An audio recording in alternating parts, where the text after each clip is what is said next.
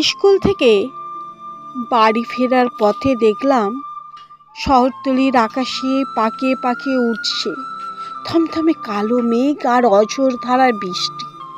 ছড়ানো বই খাতায় ঢেকে গেছে অত বড় রাস্তা।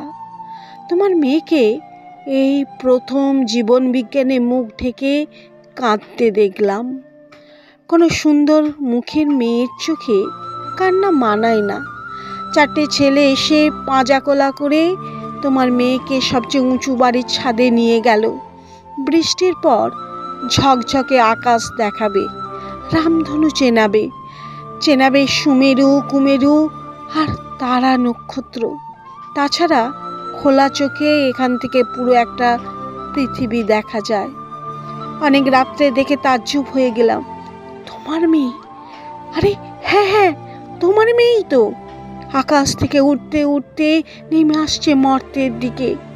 রক্তবাঁকা ডানায় তোমার মেয়ে চাই ঠিক যেন একটা স্বর্গের পরী কখনো বই খাতা আর ছড়ানো রাস্তায় পড়ে থাকে না।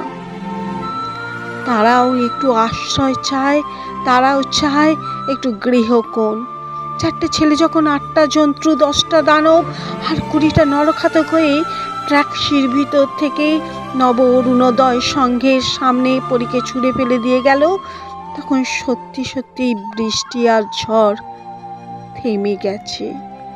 তার পালকের রক্ত আরো ঝলমলে দেখাচ্ছে, তার ডানার রং দেখাচ্ছে আরো গভীর, আরো ব্যাপক।